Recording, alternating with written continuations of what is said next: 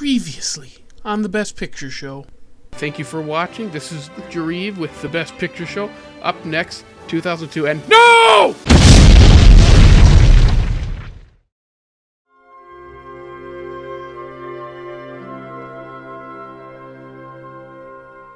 I apologize to anyone's eardrums I have destroyed. But when talking about the year 2002, a few titles come to my mind that would have made great Best Picture winners. There's even one in there that I wouldn't have been fine with, but would have been, let's say, much more appreciative than the real winner. This is the Best Picture Show.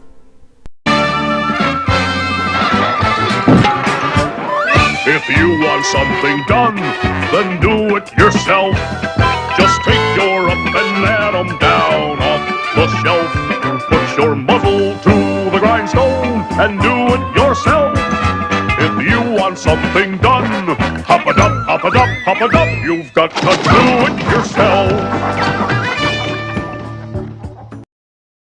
Hi, this is Jareeve, and if you didn't already know, this is the Best Picture Show. The year I'm covering this time is 2002. This is another one of the big franchise years with the second Harry Potter movie, the second Star Wars prequel, the second Men in Black, the first Ice Age, the second Blade movie, the first Jason Bourne, the third Austin Powers, the second Spy Kids, the second Santa Claus, the 10th Star Trek, and the last Brosnan 007 film. Wow, what a year.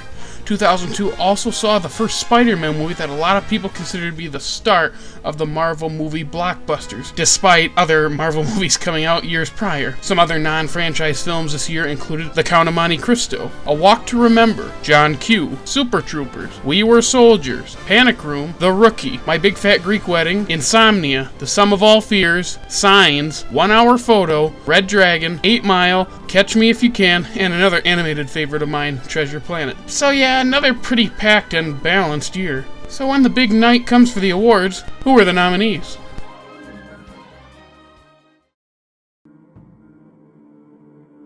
Martin Scorsese has made some of my favorite movies. Many people know him for Taxi Driver, Mean Streets, Goodfellas, and his magnum opus, Raging Bull. For me, my personal favorite would have to be The King of Comedy. And if you notice, the films I mentioned all have similar styles with that certain Scorsese touch. There's no surprise that Scorsese would tackle the gangster genre again, except this time it was more of a historical look. Now, most of his films are already in the past, but for this film we go back to the Civil War years in, of all places, New York. And what else can I say for Gangs in New York that other than it's a good film that has key problems that keep it from being one of Scorsese's best? The film is about Amsterdam Vallon, played by Leonardo DiCaprio, the son of Priest Vallon, the leader of the Irish Catholic gang, the Dead Rabbits. The majority of the film is about Amsterdam's return to New York to exact revenge on Bill the Butcher Cutting, played by Daniel Day-Lewis. All this takes place in Lower Manhattan's 5 Points during the time of the Civil War draft riots. Yeah, a lot happens in the film. So, first off, the film looks great and on a technical level is very good. The screenplay is good, although at times it doesn't size up to the epic feel of the film. The acting is superb, with DiCaprio good as usual, and surprisingly good serious roles for John C. Reilly and Cameron Diaz, but the one that trumps them all is Daniel Day-Lewis. The best word to describe this performance is menacing. Everything about this character is pretty frightening. Now, what keeps Gangs in New York from being one of Scorsese's best? Well, it's a couple things. First off, the ending to the film is a bit of a disappointment. While it should be a big epic finale to a large film, it feels a little flat and the cannons going off all around everything. It's a bit over the top. Not that the film isn't supposed to be that way, but in this case it feels out of place. And I almost forgot to mention the subplots and details that weigh the film down and are too much to cover in this review. But overall, a good film and a nice addition to Scorsese's catalog, with a memorable performance from Daniel Day-Lewis. 8 out of 10.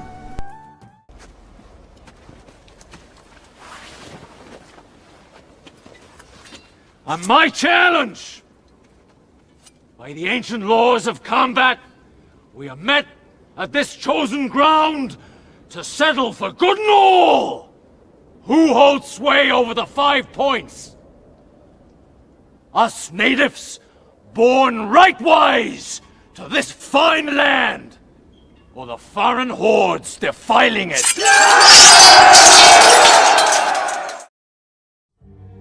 A 1920s mentally ill author? A 1950s pregnant, confused housewife? A present-day Mrs. Dalloway? Historical settings? Controversial content? AIDS? Margot Martindale? Looks like someone wants some Oscars. What to say about The Hours other than it's an okay film? For those who do not know, this film was directed by Stephen Daldry and stars Nicole Kidman, Meryl Streep, Julianne Moore, Ed Harris, and a lot more. It's another multi-storyline film, similar to Traffic, but different because each of the stories are in different decades. Nicole Kidman dons a computerized nose as Virginia Woolf, a troubled author living outside of London in 1923. Not to be a spoiler, but the film chronicles her time leading up to her suicide in 1941 as she pens the book Mrs. Dalloway. Julianne Moore is a pregnant housewife in 1951 who is married to John C. Reilly and feels trapped. To escape her everyday life, she reads Woolf's book. Meryl Streep represents a present-day example of Mrs. Dalloway as she prepares for her friend's award ceremony. Now you've probably guessed the glue that holds this all together is Virginia Woolf's book Mrs. Dalloway. Is this glue strong enough to hold together a great film? No.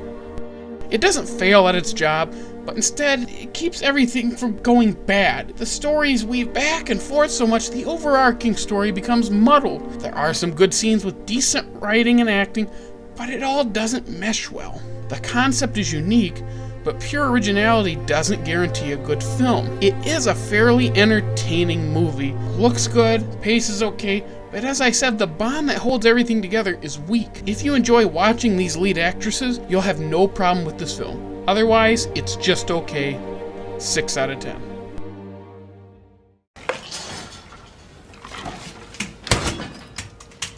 Is it here somewhere? What? The prize. I'd like to look at it. No, you haven't gotten it yet. It's tonight. Are you sure? I remember the ceremony perfectly. I seem to have fallen out of time.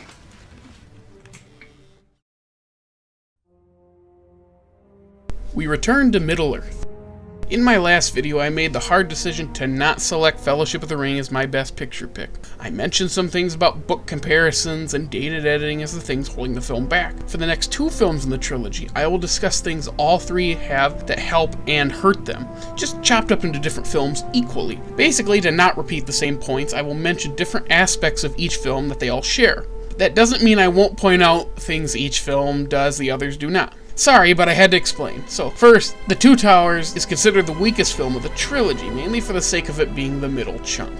Again, directed by Peter Jackson and starring many of the same actors from the first film, with a few new characters. The story details 2 separate plot lines: Frodo and Sam's further pursuit of Mount Doom, and Aragorn, Legolas, Gimli, Merry, and Pippin's adventures in Rohan. So what's good? Well, here I will repeat myself because the films are all similar. Heck, they were all filmed at the same time. The cinematography, sets, costumes, makeup, everything technical is great, and it makes the film very entertaining. At the same time, it is not a standalone film. My argument is that the first and third movies pull off being separate movies much better than Two Towers, and it's something that comes from being the middle chapter. The problem stems to the book, where one story is told the entire way through, and then the book backtracks to the second storyline and finishes that. To make it work on film, it has to be told at the same time. While this can be exciting, we get scenes away from the action, say Helm's Deep near the end, to Merry and Pippin watching trees talk. Tree? I am no tree. Sorry, Ents. And also the Frodo-Sam Gollum journey. They don't blend as well together, especially when the film leaves the action. And that's something that is pulled off decently, but still isn't great. Is there a solution to making this all work well? Yes, but maybe not on film. Otherwise, it's still an epic film that's a lot of fun. 8 out of 10. It's true you don't see many dwarf women. And in fact, they are so alike in voice and appearance that they're often mistaken for dwarf men. It's the beards. And this in turn has given rise to the belief that there are no dwarf women. And that dwarfs just spring out of holes in the ground. Which is, of course, ridiculous.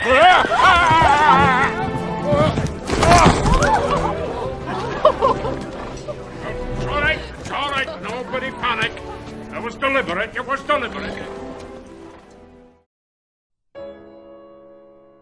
next film has got to be one of the most depressing things I've ever seen.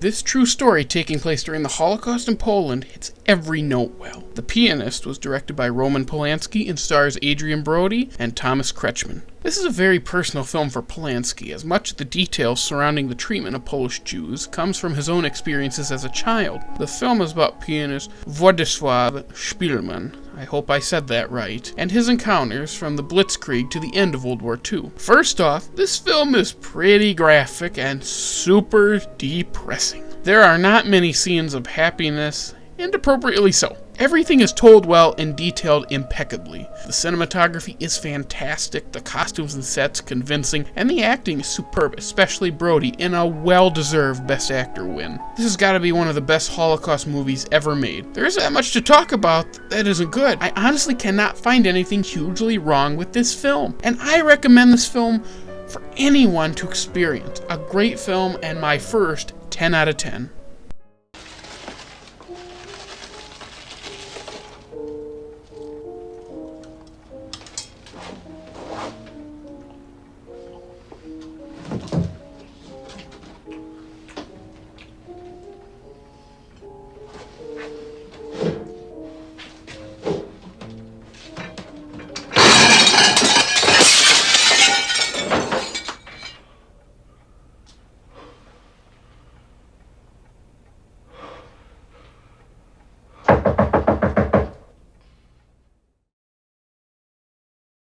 And here are the nominees for Best Picture of the Year. Chicago, Martin Richards, producer.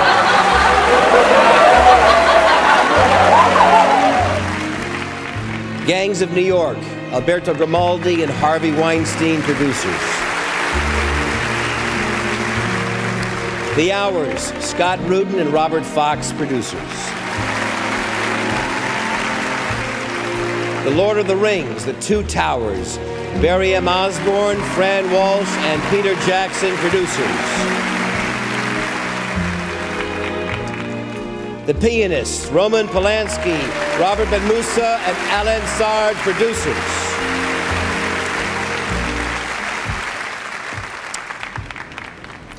You're supposed to say, and the Oscar goes to. And the winner is...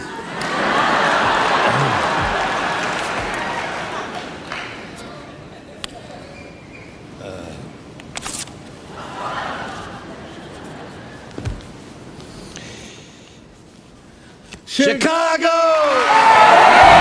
No, God! No, God, please, no! No! No! No!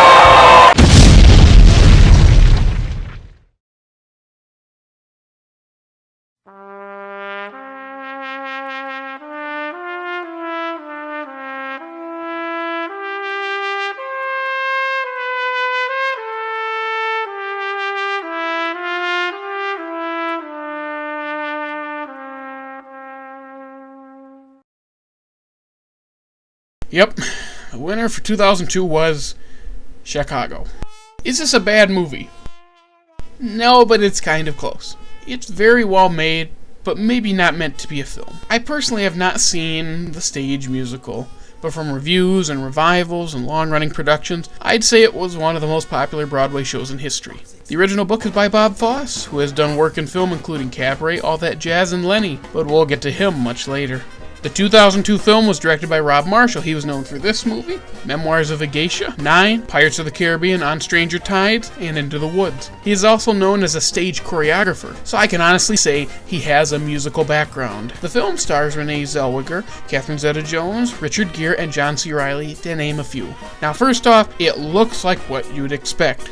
It's over the top, steamy, bright, and everything you would see in a Broadway extravaganza. The majority of the story is about Zellweger shooting her lover and going to prison, and where she tries to get Richard Gere, a lawyer, to bail her out. I don't need to explain any more than that, because if you really want to check it out, go right ahead. I don't want to spoil anything for you people. Moving on. Now what the problem with this film is it doesn't need to be a film. It feels like a stage play. I'm watching a stage play. And I don't know about you, but I'd probably rather watch a stage play on the stage. The writing is kind of dumb, not being adapted well from stage to film. It feels like a filmed stage musical. And the acting is also okay. It's not that great, even though Zeta-Jones won Best Supporting Actress. It's funny, in my opinion, John C. Reilly was the best performance. Now, since it's a musical, I have to cover the music and songs. And I think they're fine, and they fit the time period. They're catchy, and they're put very well together. That's probably the strength of this film. So,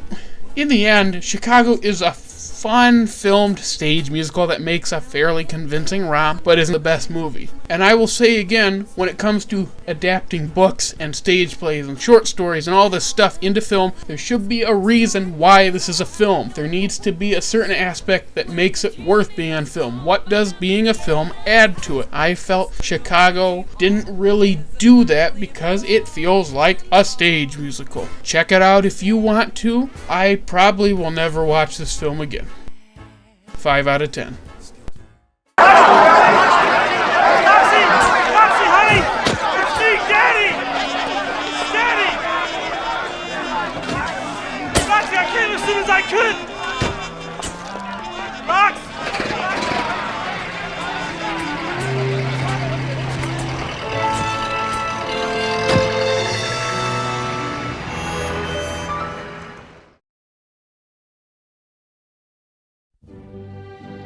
It's pretty easy to know now. My pick for 2002 is Roman Polanski's The Pianist, as it is my only 10 so far in this series. It deserves it, and deserved it that night, not Chicago. So far, only one of the 3 years covered have I picked the same as the Academy. But overall, 2002 was a decent year with an average score of 7.4 out of 10. And for my Oscar bait of the year, surprisingly, it isn't Chicago. I felt that film was more of an attempt to bring the musical to the screen. My pick is The Hours, for the sake of combining social issues with mental issues, with overarching storylines, with period pieces. Yep, I'm looking at you, Mr. Daldry.